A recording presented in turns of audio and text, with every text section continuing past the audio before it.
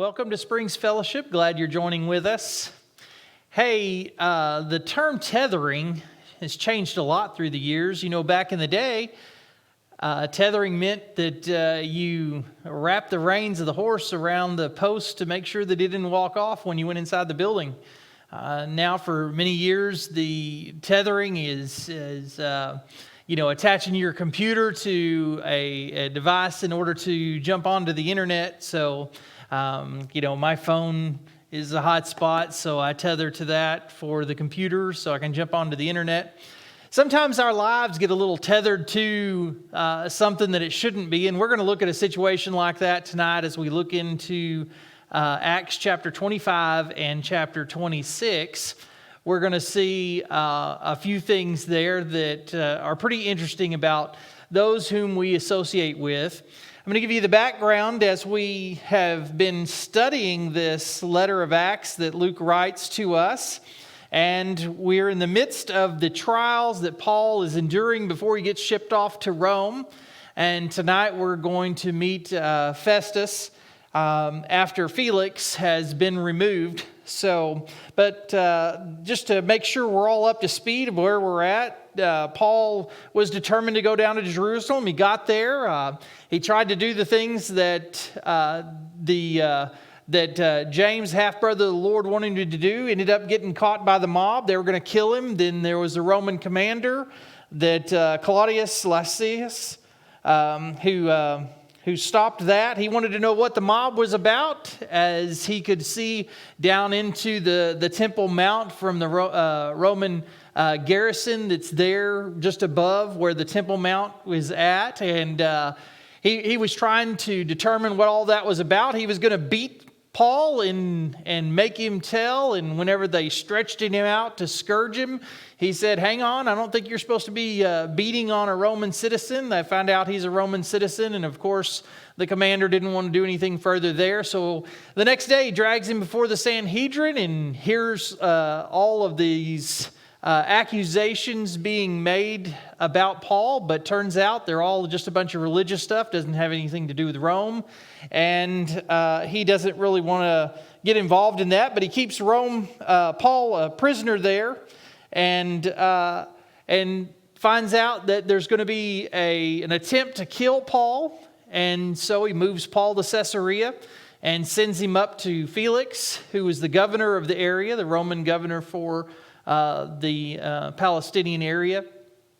And Felix hears from Paul.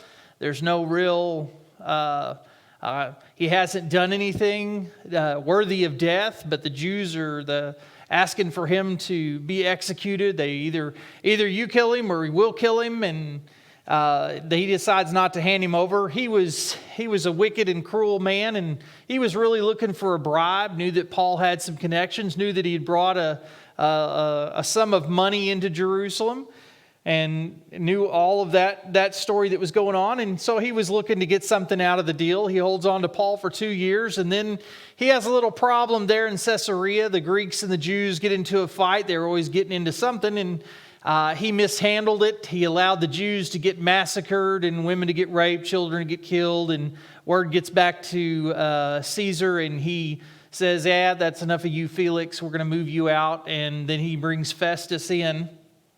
Festus replaces him. He's a 70-year-old guy, been in a political figure, and now he's put in charge of this area of Palestine. And he doesn't want to have any big uproar himself. I mean, that's one of the rules of Rome is that you got to keep everybody in line, keep everybody happy and doing what they're supposed to do. Don't want any conflict. Don't want anybody to have an uprising with Rome. And so we're going to pick up here in verse 7 in chapter 25 of Acts. "And after he had arrived, the Jews who had come down from Jerusalem stood around him, bringing many and serious charges against him, against Paul, which they could not prove." Verse 8, While Paul said in his own defense, "I have committed no offense either against the law or the Jews or against the temple or against Caesar." But Festus, wishing to do the Jews a favor, answered Paul and said, see, Festus doesn't want to have an uproar of the Jews. He doesn't, here they are. He went off down to Jerusalem after he first arrived in Palestine, and he paid a visit down there, found out that the chief priest came by to see him and said, "Hey, Festus, Felix has this guy locked up there in Caesarea. We'd sure like for you to bring him on down here to Jerusalem. And we want to have a good old-fashioned trial." All the while they were plotting to kill Paul if Festus was going to move him. And mind you, it's been 2 years since the whole plotting to kill him out of Jerusalem was hatched. And so now they're still after it. I mean, they do not want Christianity to be spread. They do not want what the gospel that Paul is sharing to be shared and to be promoted. And so they don't like what's happened. They don't like how Christianity has been continuing to grow, that people are believing that Jesus is the Messiah. And so they're wanting to put a halt to it. They're wanting to get rid of him. And so now they're trying their little tricks with Festus. And so Paul says, "Hey, I haven't done anything wrong." Verse 9, "But Festus, wishing to do the Jews a favor, answered Paul and said, 'Are you willing to go up to Jerusalem and stand trial before me on these charges?'"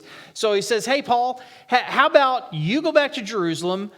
You say the charges are all false. Hey, we'll have a little trial down there. You can stand before me. I'll guard you. I'll be right there with you, buddy. Don't worry about it. We'll go down to Jerusalem and we'll get this taken care of, and you can get out and get let go and everything." And that way, Paul gets out of his hair. Festus doesn't want this is a problem that Felix left him. He doesn't want that problem anymore. And so he sees that as a possible way to get out of this issue if Paul will just go do another trial and go to Jerusalem.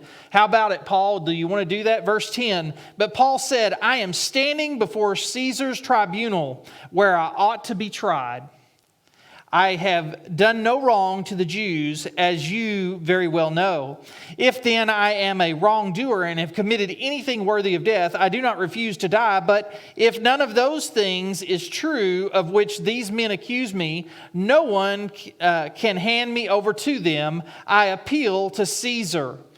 Then when Festus had conferred with his council, he answered, 'You have appealed to Caesar you shall go.'" So Paul knows that this is a joke. "Hey, Festus, you're not going to be able to protect me. Once you get me back to Jerusalem, they'll find a way to get a hold of me. They'll kill me. It'll be over with." And so Paul's not going to